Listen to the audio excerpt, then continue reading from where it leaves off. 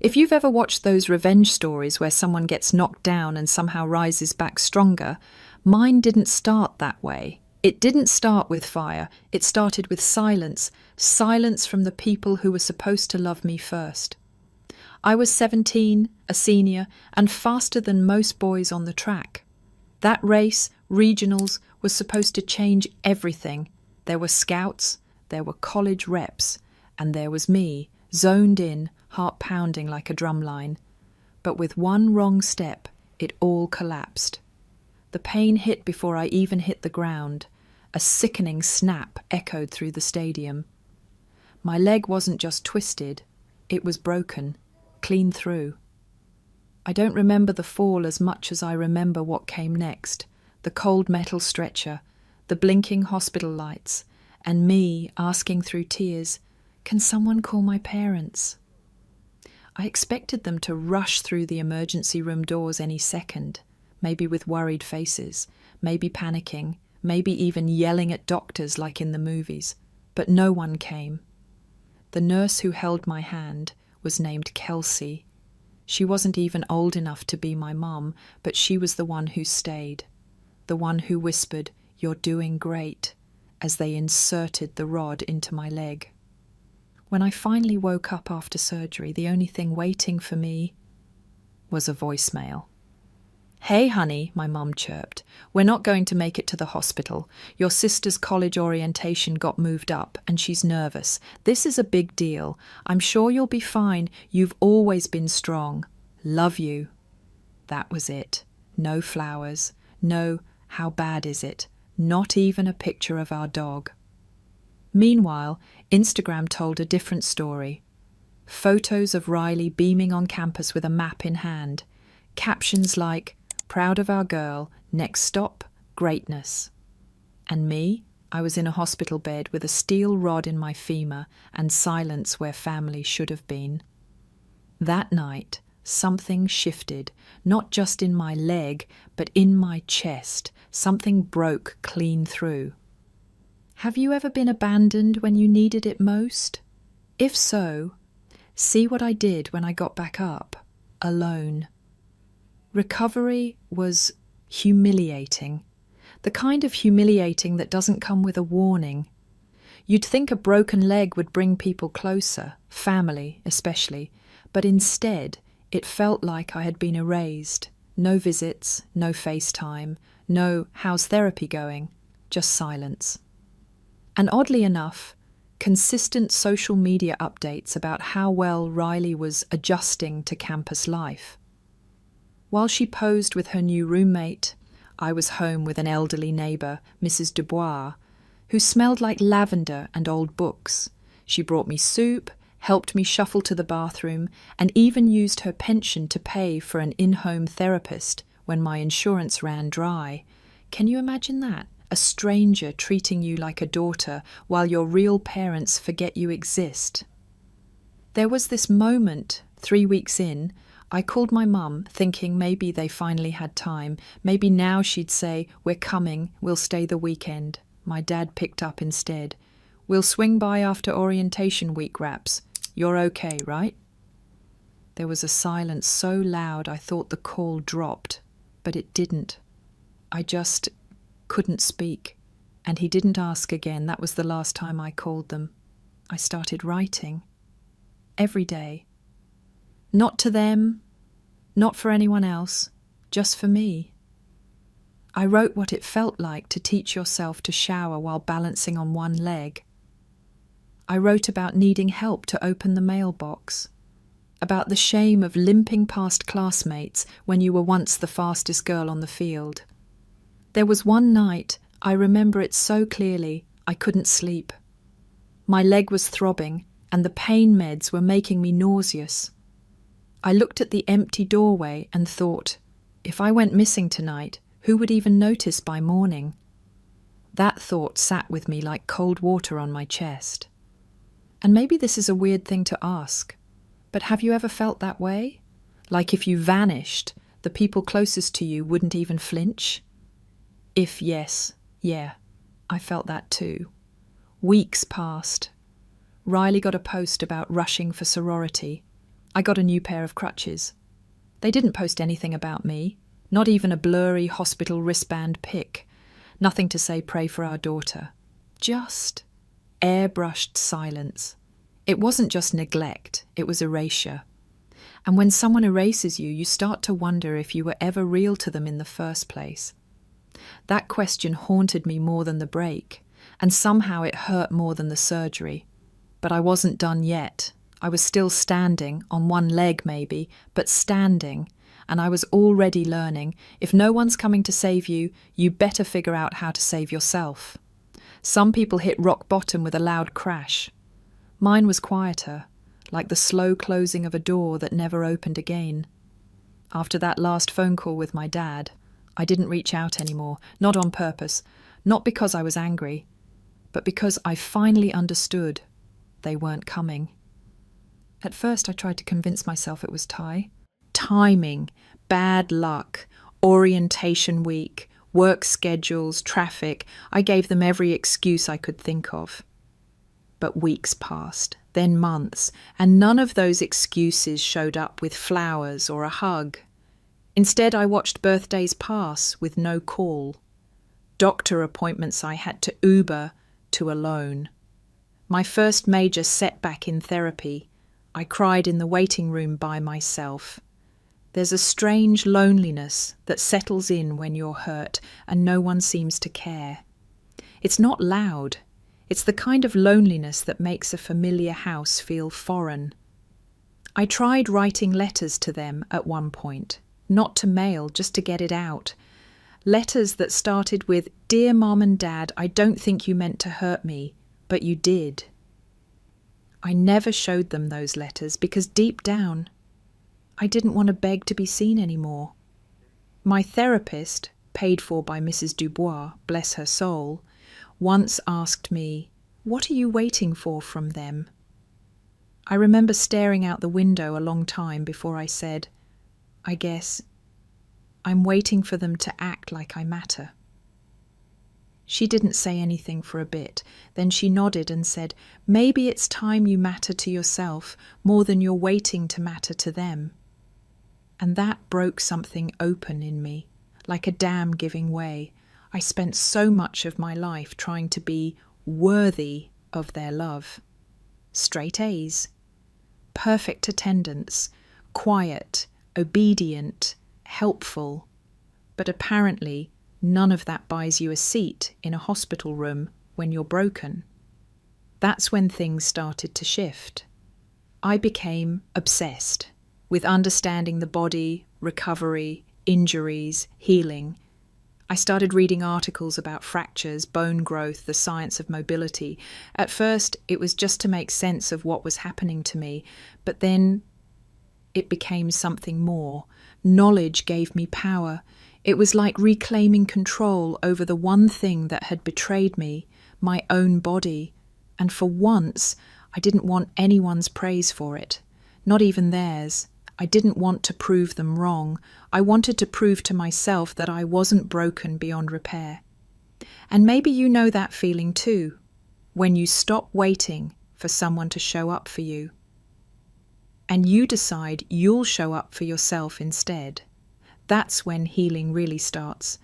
Not just the kind you can see on an X-ray, but the kind that lets you finally breathe again without needing anyone's permission. Healing wasn't pretty.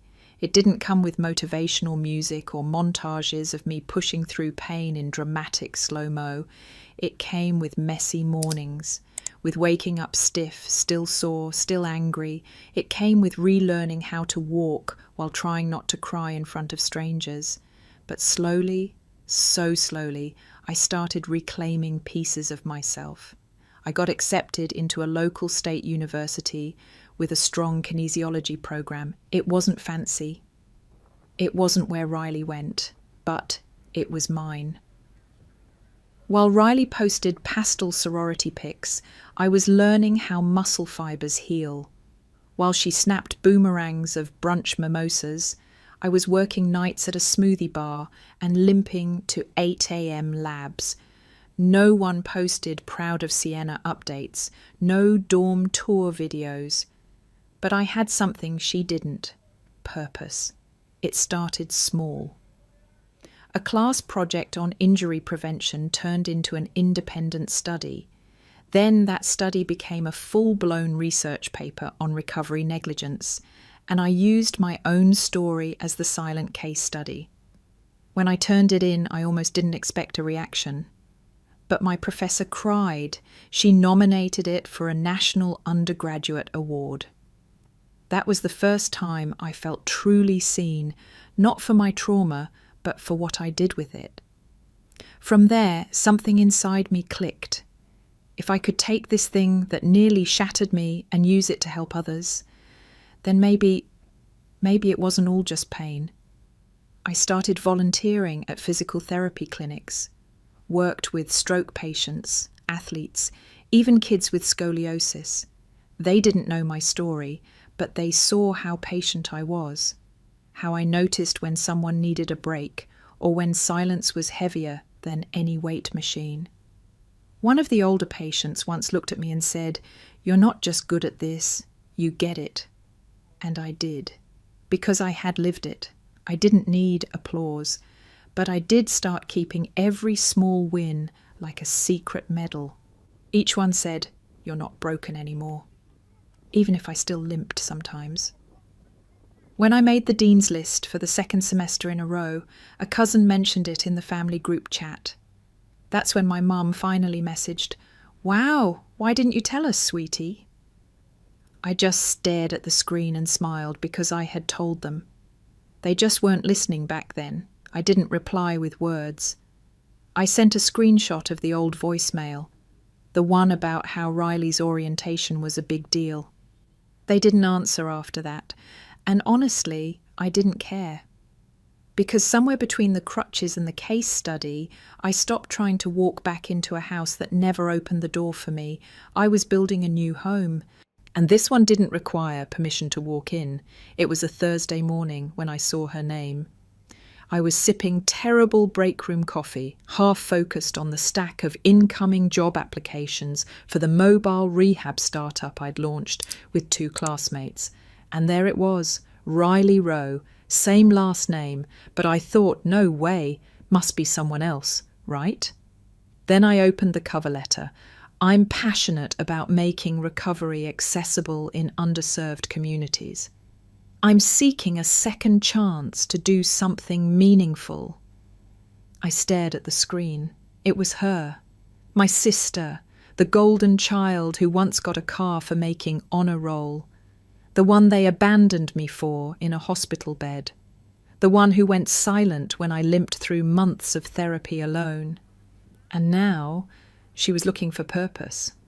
I didn't reject the application, but I didn't invite her to HQ either. Instead, I forwarded her resume to our most remote mobile unit, the one that travelled to rural towns, spent nights in cheap motels, and worked with patients who couldn't even afford bandages. It was brutal work, but it was honest, and it was where I had started. In the acceptance email, I left no title, no signature, just, "We are currently filling support roles on our mobile outreach team. Let us know if you're available." She accepted within the hour. Weeks passed before I saw her again. We held a quarterly staff meeting. Every department came in. I was standing at the front, clipboard in hand, running through operations updates, when I noticed her. She was sitting in the back, quiet, smaller somehow, not physically, but in presence, like the spotlight had finally burned out. And then our eyes met. It took her a full 5 seconds before her lips parted. "You're the founder?" I didn't blink. "I'm the founder, and I built it after the accident. You remember that, right?" She didn't respond, just stared like she'd swallowed a stone. There was no dramatic showdown, no yelling, no "how could you," because I didn't need to humiliate her. Life already had, but I did want her to know what it felt like to be invisible, to be expected to work, serve, prove your worth, and never once be asked how you were holding up. So I kept her on staff. not out of pity, but because I believe in earned redemption. She started like everyone else, cleaning equipment, logging patient files, being overlooked in the lunchroom, watching the team celebrate my birthday with cake while she stood near the coffee pot, forgotten. One evening, after a long day in the field, we were packing up the van. She sat beside me, wordless, staring at her hands. Then she whispered, "I should have been there when you fell. I'm sorry." I didn't reply, not with words. I reached into my bag and handed her a photo. It was the X-ray of my shattered femur. Taped to it was a note I'd written a long time ago. Sometimes the worst breaks lead to the strongest foundations. She stared at it like it was the first time she'd ever seen me clearly, and maybe, finally, it was. A year later, my company received a government grant, enough to expand our mobile clinics statewide. We were invited to speak on a televised wellness panel. When the cameras rolled, the moderator smiled at me and said, "We're joined today by the founder of a groundbreaking startup in injury recovery, someone who turned being left behind into a legacy." I took a breath, looked into the lights, and spoke. Not about revenge, not about pain, but about dignity, access, and resilience. It was the proudest moment of my life. And that's when I saw them, my parents, in the back of the room, clapping awkwardly, too late, too little. Their faces wore a kind of hollow pride, like they wanted credit for a story they barely showed up for. But I didn't feel rage, I didn't feel sadness, I just felt done. Because the truth is, I didn't walk again just to return to them. I walked again to move forward, towards something that didn't require me to beg for love. I never sent them the full story. They had chances to be part of it, and they missed them. And now, I no longer needed to be seen by the people who once made me feel invisible. Riley still works with us. We're not close, but we respect each other. She shows up, she tries, and sometimes that's enough. If you've ever felt like you had to earn your place in a family that never clapped for you, if you've ever sat in silence wondering what you did wrong just to be left behind, then maybe you needed this story. Maybe you're not alone. Tell me, have you ever had to build yourself back without the people who should have helped you heal? Let me know in the comments, because if you've lived through that kind of silence, I see you. And trust me, you're not invisible anymore.